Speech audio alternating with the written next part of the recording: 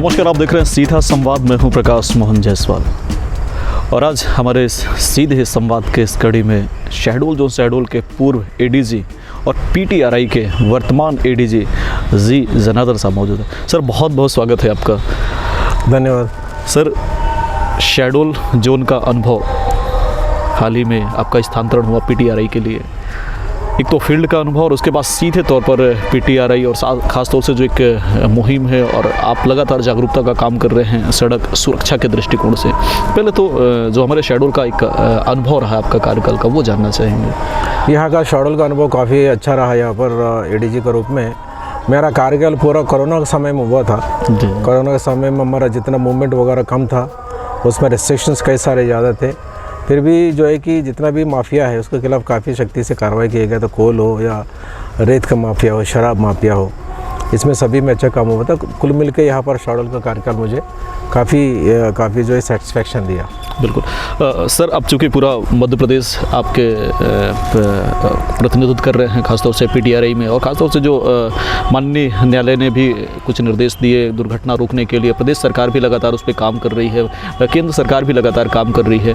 तो अब पीटीआरआई में आपके आने के बाद और क्या बेहतर हो रहा है, क्या कुछ नवाचार हो रहे हैं और किस तरीके से आगे का मास्टर प्लान? अभी पीटीआरआई में हम पूरा जितना भी सड़क दुर्घटनाओं में जो है कि घायल होते हैं, मृत्यु होते हैं, और जितना भी एक्सीडेंट्स का डेटा हम एकत्रित करते हैं, तो ministry of road transport government of India के तरफ से जो भी हमको निर्देश प्राप्त होते हैं, सभी जिलों को हम प्रसारित करते हैं। वर्तमान में मिनिस्ट्री ऑफ रोड ट्रांसपोर्ट नई दिल्ली द्वारा एक गुड समरिटन एक्ट की लागू किया गया है। इसमें जो है कि जो भी इसमें जो नागरिक है, दुर्घटना होने के बाद तुरंत उसको लोगों को जान बचाने के लिए मदद करते हैं, उसका 5,000 राशि प्रोत्साहन राशि देने के लिए एक निर्णय लिया गया है।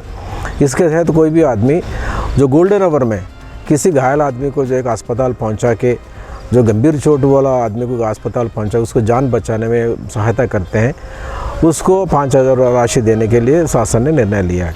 इस कारण से पब्लिक को हमको ज़्यादा आगे आके एक्सीडेंट में जो मृत्यु दर कम करने के लिए काम आएगा। सर, एक दौर होता था, हालांकि अब धीरे धीरे जागरूकता आ भी रही है। एक दौर ऐसा होता था कि जब भी कोई एक्सीडेंट होता था तो लोग डरते थे कि हम यदि जानकारी देते हैं या हम हॉस्पिटल ले जाते हैं तो पुलिस हमें परेशान करेगी, पुलिस हमसे जानकारी लेगी, वो एक भय रहता था। लेकिन जिस तरीके से ये गुड समरिटन और गोल्डन आवर है, ये कहीं ना कहीं इसमें भी लोगों के विचार में भी परिवर्तन लाएगा। इसमें ज़रूर अवश्य रूप से आएगा, इसमें परिवर्तन आएगा। लोगों में जो है कि इसमें न्यायालय के संबंधित कोई सवाल उनसे पूछा नहीं जाएगा। जो भी आके पहले जो जैसा घायल आदमी को देखा तुरंत उसको अस्पताल पहुंचाया जाएगा, वहाँ पर डॉक्टर साहब को जानकारी देके वो जा सकते हैं, वरना उसको न्यायालय में नहीं बुलाया जाएगा। इसका मकसद ये है कि लोगों का जान बचाना प्रथम मकसद है। बाकी जो विवेचना का काम है, पुलिस अपना सर पे बाकी साक्ष्य एकत्रित करके उसको कार्रवाई करेंगे। सर, जैसे कि प्रोत्साहन राशि का भी निर्णय सरकार ने लिया है, तो ऐसे में यदि 2 व्यक्ति या 3 व्यक्ति एक साथ सूचना देते हैं, या वो प्रोत्साहन राशि का विभाजन कैसे होता, उसकी पुष्टि कैसे होती, हालांकि उसके लिए कमेटी भी बनेगी। ये पूरा कार्यक्रम कैसा इसमें मान लीजिए ये कि घटना के बारे में 2 लोग मिलकर किसी को बचाने के लिए मदद करते हैं, उसको प्रोत्साहन राशि दोनों का आधा आधा होगा। यदि 2 से अधिक होगा, उसको जितना भी लोग इसको मदद की है, जैसे मान लीजिए किसी की गाड़ी है, किसी ने देख के उसको पकड़ के ले गया, तो दोनों को, तीनों को आपस में राशि उसको जो है कि वितरण होगा। इसके अलावा यहाँ डिस्ट्रिक्ट में जो है कि जिला मुख्यालय पर एक अप्राइजल कमेटी गठित किया गया था। इसमें कलेक्टर साहब, एसपी साहब, आरटीओ और जो चीफ मेडिकल ऑफिसर है, चारों सदस्य रहेंगे। वो परीक्षण करेंगे कौन कौन सा जो है कि व्यक्ति इसमें जो ज़्यादा सहायता किया है, उसको नाम रिकमेंड करेंगे, और गवर्नमेंट ऑफ इंडिया द्वारा उसमें राशि जो है यहाँ पर सीधा उसका बैंक खाता में ट्रांसपोर्ट कमिश्नर के माध्यम से जमा कर दिया जाएगा। सर, आई रेड में हमारा मध्य प्रदेश पूरे देश में 1 नंबर पे है। किस तरीके की प्लानिंग की प्रदेश ने जिसकी वजह से वो 1 नंबर पे है? आई रेड जो पोर्टल जो है, इसमें जितना भी एक्सीडेंट होता है उसको तत्काल जाके घटनास्थल पे उसकी इंफॉर्मेशन फीड करना पड़ता है। उसमें क्या है कि एक्यूरेसी, डेटा एक्यूरेसी हमको मिल जाता है। इसमें अभी भारत सरकार द्वारा इसमें 12 राज्यों में इसका जो लागू किया है।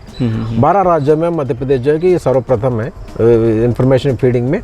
काफ़ी अच्छी तरह से इसमें फीड कर रहा है। वो जो मेरा पूर्वाधिकारी है डीसी सागर साहब, इसने काफ़ी अच्छा काम किया है। लगातार डिस्ट्रिक्ट्स को उसने जो है कि मोटिवेट करके IRAD में काफ़ी जानकारी इसने जो फीड कराया है। इस प्रकार से हम जो है कि देश की नंबर 1 स्टेट के रूप में हम हैं उसमें। सर, चूंकि सड़क दुर्घटना महत्वपूर्ण मुद्दा है, माननीय न्यायालय भी लगातार इस पर काम कर रही है, निर्देश दे रही है, सरकार भी काम कर रही है, प्रशासन भी काम कर रहा है, पुलिस भी काम कर रही है, लेकिन ऐसे में नहीं लगता कि जब भी कोई गंभीर मुद्दा होता है हम उस पर एक टास्क फोर्स का निर्माण करते हैं? आपको ऐसा नहीं लगता कि इसमें PWD, हेल्थ, RTO और पुलिस अगर संयुक्त रूप से एक टीम बने और इस पर काम हो तो दुर्घटना पर काफ़ी ज़्यादा अंकुश इसमें जो आपका कहना बिल्कुल सही है। इसमें जो है कि जितना भी रोड ओनिंग एजेंसीज हैं, PWD है, MPRRDA है और नेशनल हाईवे अथॉरिटी है और हेल्थ है, ये सभी जो है कि इस सभी अंगों को लेके इसको जो है कि टास्क फोर्स ऑलरेडी पहले बनी हुई है गवर्नमेंट ऑफ इंडिया की तरफ से। इन लोग सभी लोग जैसे हमारा IRD में है, ये सभी डिपार्टमेंट जो है कि इसमें इंफॉर्मेशन फीड करना पड़ता है। पुलिस के अलावा भी हेल्थ का संबंधित मुद्दा हेल्थ उसको फीड करती है। नहीं, यहाँ पर जागरूकता की यदि बात करें, यहाँ पर डिस्ट्रिक्ट लेवल पे जी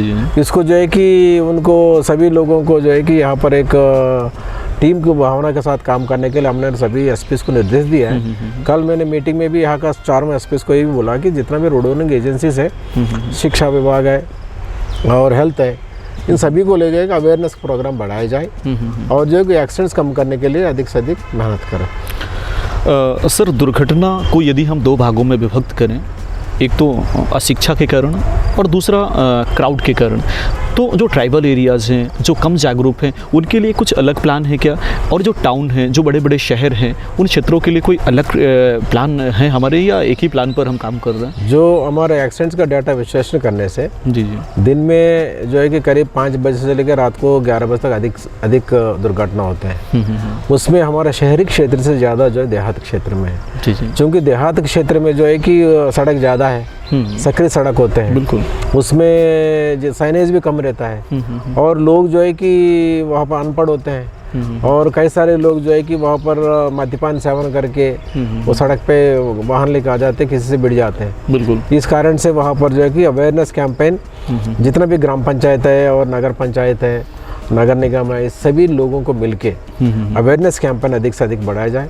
स्कूल में, हायर एजुकेशन में, टेक्निकल एजुकेशन में, कॉलेजेस में जहाँ बच्चे जो तेज रफ्तार से गाड़ी चलाते हैं, उन सभी को जो है कि जागरूक करने के लिए हमने निर्देश दिया है। उससे जो है कि एक्सीडेंट का रेट जो है कम होगा और लगातार इसको कैंपेनिंग हम करेंगे। सर, रोड दुर्घटना के कई कारण होते हैं, सड़क भी हो सकता है, जागरूकता का ना होना भी हो सकता है, शिक्षा भी हो सकता है, कई महत्वपूर्ण कारण हो सकते हैं। उसमें अभी तक का जो एक आंकड़ा है, तो आपके हिसाब से ऐसा क्या है कि जिसकी वजह से सबसे ज़्यादा दुर्घटनाएं? ओवर स्पीडिंग सबसे ज़्यादा जो है कारण है, ओवर स्पीडिंग का और मद्यपान सेवन करके वाहन चलाना, बिल्कुल, और बिना हेलमेट का चलाना। एक्सीडेंट्स होते हैं, यदि हेलमेट इत्यादि सेफ्टी डिवाइस यदि पहनेंगे, बिल्कुल, उसमें जो है कि जान बचने का चांसेस रहते हैं। सेफ्टी डिवाइस जैसा सीट बेल्ट है कार में और मोटरसाइकिल में जो हेलमेट है ये पहनेंगे, उसको चोट से बच सकता है, चोट लगने के बाद बच सकते हैं। लेकिन सेफ्टी डिवाइस नहीं पहनने का कारण जो है इसमें मृत्यु दर बढ़ जाती है। बिल्कुल, तो इसको बढ़ाने के लिए हम कार्रवाई कर रहे हैं। माननीय उच्च न्यायालय के आदेश में ये था कि 10% कम से कम हमें दुर्घटनाएं रोकनी है। ऐसे में हमारा प्रदेश किस नंबर पे चल रहा है और कैसे कैसी नीतियाँ अभी? इसमें जो सर्वोच्च न्यायालय की कमेटी बनी थी मॉनिटरिंग करने के लिए, जो देश में सड़क दुर्घटनाओं को मॉनिटरिंग करने के लिए, दुर्घटनाओं में घायलों में हम जो है कि देश में नंबर 2 है और मृतकों में नंबर 3 है। जो डिसीजेस में हमारा नंबर 3 है, इसमें मृतकों में। इस प्रकार जो है कि उसको लगातार मॉनिटर करते हैं और हर साल 10% की दर से इसको जो है कि एक्सीडेंट कम करना है। 2025 तक उसको जो 50% तक लाना है। इसी के लिए लगातार उसको SPs को, फील्ड इकाइयों को, RTO को, बाकी जितने भी रोड ओनिंग एजेंसीज हैं उसमें इंजीनियरिंग डिफेक्ट्स वगैरह का कारण होते हैं, ब्लैक स्पॉट्स हैं, उसको रेक्टिफिकेशन के लिए हम निर्देश देते हैं। सो लगातार इसमें काम कर रहा है, अधिक से अधिक एक्सीडेंट दुर्घटना जो है कम करने के लिए प्रयास कर रहा है। सर, रोड दुर्घटना या बड़े दुर्घटनाओं को रोकने के लिए जो आधुनिक यंत्रयुक्त प्रयास है वो किस तरीके से चल रहे हैं? इसमें जो है कि जैसा बड़े शहर है हमारा इंदौर, भोपाल, ग्वालियर, जबलपुर, उज्जैन, सतना, रीवा, सागर, ये सभी जिलों में हमारा इंटीग्रेटेड ट्रैफिक मैनेजमेंट सिस्टम रखा हुआ है। जी जी उसमें ऑटोमेटिक सिग्नलिंग सिस्टम है और इसको जो है कि वायलेटर्स का ऑटोमेटिक फोटोग्राफी होती है, उसको जो है कि इसका एक रखा हुआ है। इसके अलावा स्पीड, जो ओवर स्पीडिंग के कारण ज़्यादा दुर्घटना हो रही है, उसको नियंत्रण करने के लिए हमने एक इंटरसेप्टर व्हीकल प्रदान किया गया है सभी जिलों को, और स्पीड लेजर गन वगैरह दिया हुआ है, और अन्य जो लेटेस्ट इक्विपमेंट है लगातार उसको प्रोक्योर कर जिलों को दे रहे हैं, ताकि उसको जो सभी लोग काम करके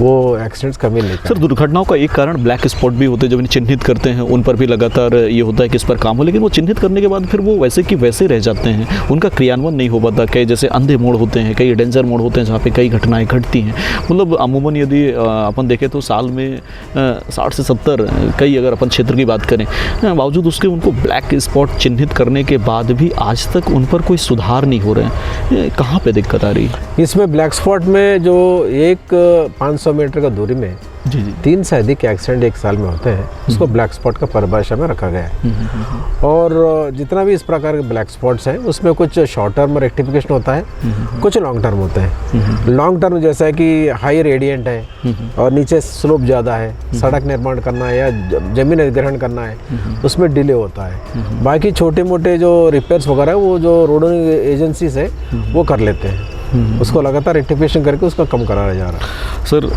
पीटीआरआई में आपके आने के बाद और क्या आगे का क्या प्लान है? आपके जो विशेष प्लान हुई सरकार आगे का, इसमें पीटीआरआई में हम जो है लगातार इकाइयों में जाके, फील्ड में जाके, हम तो अभी कागज़ पे निर्देश बहुत जारी करते हैं, लेकिन फील्ड में जाके एसपी से, ट्रैफिक प्रभारी से मिलके वहाँ का क्या समस्या है और वहाँ के इक्विपमेंट का कैसे काम कर रहा है, इक्विपमेंट कितना है, कितना पुराना है, कितना नया है, और क्या इक्विपमेंट की ज़रूरत है, और फील्ड ऑफिसर्स को मिलके वहाँ पर जो है कि जानकारी लेना, उसको जो भी निर्देश है उसको पूरा रूबरू होकर देने के लिए मैं एक प्लान बनाया था। उस उपलक्ष्य में ही मैं आज शार्डोल आके सभी एसपी से बैठक लिया।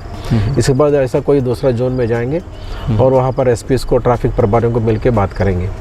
इसके अलावा लिटरेचर और इसके संबंध में ट्रैफिक वायलेशंस का, एक्सीडेंट्स के बारे में जानकारी अधिक से अधिक जो लोगों को शेयर करें, व्हाट्सएप के माध्यम से, मीडिया के माध्यम से, सोशल मीडिया के माध्यम से शेयर करने के लिए हम प्रयास कर रहे हैं। जन जागरूकता के लिए और निचले स्तर पर कुछ प्रयास? जन जागरूकता के लिए अकेले पुलिस डिपार्टमेंट ही नहीं, जितना भी जो शासन का डिपार्टमेंट्स हैं, बिल्कुल, शिक्षा, स्वास्थ्य और जो है कि पंचायत, नगर निगम, बिल्कुल, जो भी डिपार्टमेंट, जी जी जी, जो भी रोड यूजर्स हैं, बिल्कुल बिल्कुल, किसान हो, छात्र हो, या गांव वाला हो, शहर वाला हो, जो भी रोड यूज़ कर रहा है, उसको सभी को हम जागरूक करके एक्सीडेंट्स पे कम करने के लिए प्रयास कर रहे हैं। तो हमारे साथ मौजूद थे पीटीआरआई के एडीजी श्री जी जनार्दन साहब। और जिस तरीके से अभी सरकार, प्रशासन, पुलिस लगातार सड़क दुर्घटनाओं को रोकने के लिए नित्य नए प्रयास कर रही है, और ख़ासतौर से आधुनिक यंत्रों के माध्यम से भी, और साथ में ज़मीनी स्तर पर कैसे लोग जागरूक हों, बहुत मास्टर प्लान के तहत ये पूरा काम यहाँ पे चल रहा है। और ख़ासतौर से कुछ जो मुहिम है उसमें मध्य प्रदेश एक नंबर पे भी है, ये बड़ी बात है। सर, हमसे बातचीत करने के लिए और हमारे इस कार्यक्रम में, और ख़ासतौर से आपकी जो मुहिम है उसके लिए बहुत बहुत बधाई, और हमसे बातचीत करने के लिए बहुत बहुत धन्यवाद। बहुत अच्छा लगा आप लोगों से मिलकर, काफ़ी अच्छा, अपने लोगों को जागरूक करने के लिए इंटरव्यू भी काम आएगा। Thank you very much sir.